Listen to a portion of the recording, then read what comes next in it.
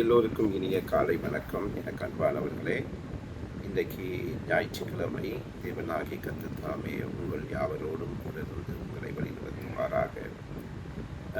விசேஷமாய் எல்லாருக்குள்ளும் ஒரு ஆன்மீகம் இருக்க வேண்டும்.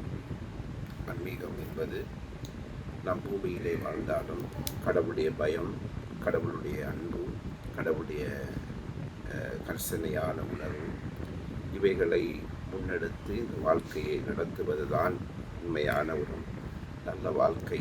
ஆகையினால் இன்றைக்கு மனிதர்கள் அநேகர் இருக்கிறார்கள், யாருக்கும் பயமில்லை.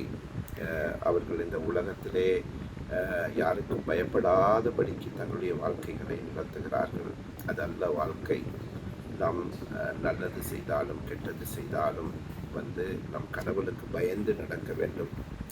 அந்த கடவுளுடைய பயம்தான் ஒரு மனிதனை நல்ல ஒரு விதத்திலே உருவாக்கும். இந்த உலகத்திலே நாம் கடவுளுக்கு பயந்தால் இந்த உலகத்திலே யாருக்கும் நாம் பயப்பட தேவையில்லை. தேவனாகி கர்த்தர் உங்களை நூறத்தனையாய் ஆசீர்வதிப்பாராக. நன்றி, வணக்கம்.